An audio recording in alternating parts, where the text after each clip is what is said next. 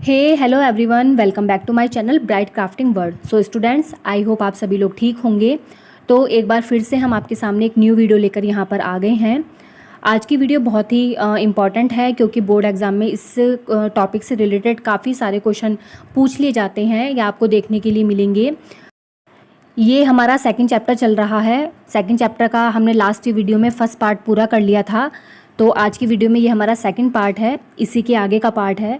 तो आज की वीडियो में हम पढ़ने वाले हैं रोग प्रतिरोधक क्षमता यानी कि इम्यूनिटी पावर क्या होती है इसके बारे में। तो वीडियो शुरू करने से पहले अगर आप मेरे चैनल पर नए हैं तो चैनल को लाइक, सब्सक्राइब और शेयर ज़रूर कर दीजिएगा, जिससे सारी वीडियोज़ आप तक पहुँच सके। तो चलिए स्टूडेंट, वीडियो को स्टार्ट कर लेते हैं अब। तो आज की वीडियो में हम सेकंड चैप्टर के सेकंड पार्ट को डिस्कस करने वाले हैं यहाँ पर, यानी कि सेकंड टॉपिक को डिस्कस करने वाले हैं। सेकंड टॉपिक है हमारा रोग प्रतिरोधक क्षमता या रोग प्रतिरक्षा क्षमता, इंग्लिश में कहा जाता है इम्यूनिटी पावर। तो ये इम्यूनिटी पावर होती क्या है, तो आज हम इसको समझेंगे। यहाँ पर देखिए, हमारे वायुमंडल में या हमारे पर्यावरण में बहुत सारे संक्रामक रोगों के जीवाणु क्या होते हैं, उपस्थित होते हैं। और ये जीवाणु क्या रहते हैं, फैलते रहते हैं। इनके जीवाणु के फैलने से ही क्या हो जाते हैं, मानव या मनुष्य किसी भी रोग का शिकार हो जाता है। तो आपने देखा होगा बहुत सारे जो है वायुमंडल में बहुत सारे जीवाणु होते हैं जिसके संक्रमण से कोई भी मनुष्य क्या हो जाता है, संक्रमित हो जाता है या रोग का शिकार हो जाता है। तो बहुत सारे जो लोग होते हैं उनमें से कई लोग आपने देखे होंगे जो तुरंत ही बहुत जल्दी जो है किसी भी बीमारी का जो है शिकार हो जाते हैं। या आपने देखा होगा कुछ लोग ऐसे होते हैं जो बड़ी से बड़ी बीमारी भी अगर हो जाए तो उसे जो है निमट लेते हैं या उसके छुटकारा पा लेते हैं, यानी कि बहुत जल्दी उससे संक्रमित नहीं होते। तो इसका जो मेन कारण है वो कारण होता है इम्यूनिटी पावर, यानी कि दुनिया में रहने वाले प्रत्येक व्यक्ति के अंदर जो क्षमता होती है रोगों से लड़ने की वो अलग अलग होती है। कुछ लोगों के अंदर जो क्षमता कम होती है वो बहुत जल्दी रोगों से प्रभावित हो जाते हैं और उनको रोग हो जाते हैं। इसके अलावा जिन लोगों के अंदर क्षमता बहुत ज़्यादा अधिक होती है वो कोई सा बड़ा भी रोग अगर आ जाए तो उसको भी क्या कर लेते हैं, उसे भी मतलब छुटकारा पा लेते हैं, उससे भी लड़ लेते हैं। तो ये जो चीज़ है लड़ने की वो उसी को कहते हैं रोग प्रतिरोधक क्षमता। इसलिए प्रत्येक रोग के रोगाणुओं से हमारा शरीर क्या करता रहता है, संघर्ष करता रहता है। और जब हम संघर्ष नहीं कर पाते या जब हमसे बर्दाश्त नहीं होता तो हम क्या हो जाते हैं, रोगों के शिकार हो जाते हैं या कोई भी रोग हमें लग जाता है या फिर हम उसके बाद डॉक्टर के पास जाते हैं और अपना इलाज करा लेते हैं। तो जब तक किसी भी रोग से लड़ने की शक्ति या रोग से लड़ने की क्षमता अगर हमारे अंदर है तो इसी को बोलते हैं रोग प्रतिरोधक क्षमता। तो इसकी परिभाषा अगर देख लेते हैं तो इसकी परिभाषा क्या होगी, देखिए, रोगों से लड़ने की क्षमता जो मनुष्य के अंदर पाई जाती है उसे ही क्या कहा जाता है, रोग प्रतिरोधक क्षमता या रोग प्रतिरक्षा क्षमता कहा जाता है। तो ये तो हुई इम्यूनिटी पावर यानी कि रोग प्रतिरोधक क्षमता की परिभाषा। अब आगे जान लेते हैं कि इसके प्रकार कितने होते हैं, यानी कि रोग प्रतिरोधक क्षमता कितने प्रकार की होती है जो मनुष्य के अंदर पाई जाती है। तो चलिए देख लेते हैं। प्रत्येक व्यक्ति या प्रत्येक मानव में रोग प्रतिरोधक क्षमता जो होती है रोगों से लड़ने की वो सब में अलग अलग पाई जाती है। जैसे फॉर एग्जांपल अगर मैं आपको समझाऊं तो मान लीजिए कोई संक्रामक रोगों के जीवाणु हैं। अगर हम दो स्वस्थ व्यक्ति को लें, अगर इन संक्रामक रोगों के जीवाणु को दोनों व्यक्तियों में प्रवेश करा दें तो दोनों व्यक्तियों के शरीर पर क्या होगा, अलग अलग प्रभाव दिखाई देगा। जैसे मान लीजिए हो सकता है एक जो व्यक्ति है वो तुरंत रोग का शिकार हो जाए और जो दूसरा व्यक्ति है वो क्या स्वस्थ बना रहे। तो दोनों में अंतर दिखाई दिया। यही अंतर क्या कहलाता है, रोग प्रतिरोधक क्षमता कहलाता है। एक व्यक्ति जिसके अंदर ताकत नहीं थी, जिसके अंदर शक्ति नहीं थी रोगों से लड़ने की, वो तुरंत बीमार हो गया।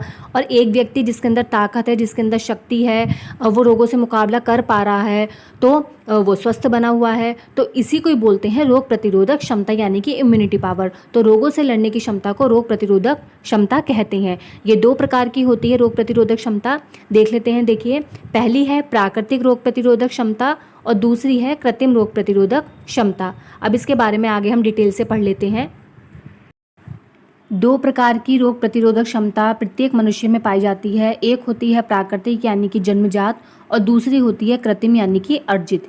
देखिए, जो क्षमता हमें प्रकृति से मिले या प्राकृतिक रूप से मिले उसे हम प्राकृतिक रोग प्रतिरोधक क्षमता कहते हैं। और ये प्रतिरोधक क्षमता प्रत्येक मनुष्य में पाई जाती है। प्रत्येक मनुष्य में कैसे पाई जाएगी या कैसे होगी, जब लोग अपने खाने पीने का ध्यान रखेंगे। देखिए, जो लोग नियमित रूप से यानी कि डेली एक्सरसाइज करते हैं या व्यायाम करते हैं, टहलते हैं, अच्छा खान पीन रखते हैं या जो फास्ट फूड है उनको अवॉइड करते हैं, तो उनकी जो रोग प्रतिरोधक क्षमता है वो स्वतः ही प्राकृतिक रूप से बनी रहती है। इसके अलावा जो इसके अपोजिट होते हैं उनकी रोग प्रतिरोधक क्षमता क्या हो जाती है, घट जाती है। तो ये रोग प्रतिरोधक क्षमता प्राकृतिक रूप से पाई जाती है। तो प्राकृतिक रूप से पाई जाने वाली रोग प्रतिरोधक क्षमता को ही क्या कहा जाता है, प्राकृतिक रोग प्रतिरोधक क्षमता कहा जाता है। इसी का दूसरा नाम है जन्मजात। अगर पेपर में जन्मजात करके आए तब हम इसी के बारे में लिखेंगे। अब हम इसी का सेकंड पार्ट समझ लेते हैं कि कृत्रिम या अर्जित रोग प्रतिरोधक क्षमता किसे कहते हैं। प्राकृतिक रोग प्रतिरोधक क्षमता के अतिरिक्त कुछ रोगों का मुकाबला करने के लिए मनुष्य को कृत्रिम रोग प्रतिरोधक क्षमता की भी आवश्यकता होती है। देखिए, जो लोग अपना ध्यान नहीं रखते हैं या नियमित रूप से व्यायाम नहीं करते, एक्सरसाइज नहीं करते हैं, अच्छा खाना पीना नहीं रखते हैं या फिर अपने शरीर का ध्यान नहीं रखते हैं, तो उनके अंदर किसी भी प्रकार की प्राकृतिक रोग प्रतिरोधक क्षमता नहीं होगी या फिर केवल ना के बराबर होगी। तब उनको ऐसी स्थिति में रोगों से लड़ने के लिए कृत्रिम यानी कि अर्जित करनी पड़ती है रोग प्रतिरोधक क्षमता। तो उसी को हम क्या बोलते हैं, कृत्रिम या अर्जित रोग प्रतिरोधक क्षमता। जब कोई भी चीज़ मनुष्य के अंदर जन्मजात पाई जाती है तो उसे हम जन्मजात रोग प्रतिरोधक क्षमता कहते हैं, यानी कि प्राकृतिक नेचुरल तरीके से। लेकिन अगर नेचुरल रूप से वो शक्ति, वो पावर उसके अंदर नहीं है, तब वो क्या करेगा, उसको अर्जित करेगा। तो इसी को बोलते हैं अर्जित रोग प्रतिरोधक क्षमता। अब वो अर्जित कैसे करेगा, देखिए, या तो वो दवाइयाँ लेगा या फिर जैसे ड्रिप, आपने सुना होगा कि ड्रिप चढ़ रही है, दवाई चल रही है या जूस पिया जा रहा है, तब वो इस तरीके से क्या करेगा, अर्जित करेगा रोग प्रतिरोधक क्षमता को। आई होप आप सभी लोग अब दोनों में अंतर समझ गए होंगे अच्छी तरीके से कि प्राकृतिक या कृत्रिम रोग प्रतिरोधक क्षमता किसे कहते हैं। इसी का दूसरा नाम है जन्मजात या अर्जित रोग प्रतिरोधक क्षमता। अगर पेपर में प्राकृतिक या कृत्रिम रोग प्रतिरोधक क्षमता करके नहीं आएगा तो अर्जित या जन्मजात या अर्जित करके आएगा कि जन्मजात या अर्जित प्रतिरोधक क्षमता किसे कहते हैं। तब आप यहाँ पर समझ जाइएगा। देखिए, जो शक्ति हमारे अंदर जन्मजात होती है, गॉड गिफ्ट होती है, नेचुरल तरीके से होती है, तब हम उसको बोलते हैं प्राकृतिक रोग प्रतिरोधक क्षमता। और जब वही क्षमता हमें अर्जित करनी पड़े, यानी कि कृत्रिम तरीके से हमें अर्जित करनी पड़े, चाहे दवाइयों के रूप में, चाहे जूस पीकर, फ्रूट खाकर ये ताकत प्राप्त करनी पड़े, तब उसको हम क्या बोलते हैं, कृत्रिम या अर्जित रोग प्रतिरोधक क्षमता। तो ये तो हुए इसके प्रकार। अब इसके प्राप्ति के स्रोत के बारे में बात कर लेते हैं कि हमें इसकी प्राप्ति कैसे होती है। वैसे मैंने आपको अभी समझा ही दिया है, लेकिन फिर भी एक बार और हम इसको अच्छी तरीके से समझ लेते हैं। रोग प्रतिरोधक क्षमता हमें दो तरीकों से प्राप्त होती है। एक तो है प्राकृतिक तरीके से और एक है कृत्रिम या अर्जित तरीके से। देखिए, जब हम अच्छा खान पीन रखते हैं, व्यायाम करते हैं डेली या अपने शरीर का ध्यान रखते हैं, तो उससे जो हमें एनर्जी मिलती है वो हमारी प्राकृतिक रोग प्रतिरोधक क्षमता है। इसके अलावा जब हमारे अंदर एनर्जी नहीं होती है या इसकी क्षमता घट जाती है प्राकृतिक रोग प्रतिरोधक क्षमता की, तब उसको बनाने के लिए, उसको फिर से एक्टिव करने के लिए हमें कृत्रिम या अर्जित रोग प्रतिरोधक क्षमता की आवश्यकता होती है। और ये कृत्रिम रोग प्रतिरोधक क्षमता हम दवाइयों के द्वारा या फिर जो है अपना दवाई के अलावा आपकी बहुत सारे जैसे जूस हो गए, फ्रूट हो गए, इनके द्वारा हम उसको क्या करते हैं, प्राप्त करते हैं। तो ये इसके स्रोत हो गए प्राप्ति के। तो इस तरीके से हम इन दोनों क्षमताओं को प्राप्त कर सकते हैं और रोगों से मुकाबला कर सकते हैं। अब आगे एक टॉपिक और ऐड कर दिया है मैंने यहाँ पर, उद्भवन अवधि यानी कि संप्राप्ति काल क्या होता है, इसके बारे में हम यहाँ पर अब देखेंगे। ये भी एक इम्पॉर्टेंट एक छोटा सा टॉपिक है जो हो सकता है कि एग्ज़ाम में आ। उद्भवन अवधि, जिसे संप्राप्ति काल के नाम से भी जाना जाता है, इंग्लिश में इसे इंक्यूबेशन पीरियड कहते हैं। पीरियड यानी कि समय। किसी भी रोग का शरीर में पहुंचना और उसके लक्षण प्रकट होना शरीर में, उसके बीच में जो समय लगता है उसे ही क्या कहा जाता है, उद्भवन अवधि कहा जाता है या संप्राप्ति काल कहते हैं। जैसे अगर इसको हम परिभाषित करके समझे तो शरीर में रोगाणुओं के प्रवेश करने तथा रोग के लक्षण प्रकट होने के मध्य कुछ काल अवश्य होता है। इस काल को ही या इस अवधि को ही क्या कहते हैं, उद्भवन अवधि या संप्राप्ति काल कहते हैं। तो कुछ इतना बड़ा टॉपिक है, इतना बड़ा चैप्टर ये नहीं है, छोटा सा ही टॉपिक है। आई होप आपको समझ में आ गया होगा, बस इतना ही आएगा इससे रिलेटेड।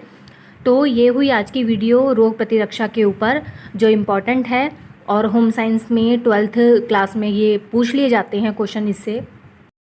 बाकी नेक्स्ट वीडियो में इसी चैप्टर से रिलेटेड कुछ और टॉपिक हम नेक्स्ट वीडियो में लेकर आएंगे, जो हमारा पार्ट 3 होगा। बाकी तब तक के लिए इस वीडियो को आप अच्छे तरीके से देखिए, समझिए। वीडियो कैसी लगी आप मुझे कमेंट करके बताइए। लाइक कीजिए वीडियो को, सब्सक्राइब कीजिए मेरे चैनल को, और जिस किसी को भी इस वीडियो की नीड है ऑफ कोर्स उसको ज़रूर आप सेंड कर दीजिएगा, जिससे वो लोग भी देख सकें और अच्छे मार्क्स अपने 12th क्लास में लेकर आ सकें। बाकी नेक्स्ट वीडियो में आपसे मिलते हैं, तब तक के लिए thanks for watching, bye bye.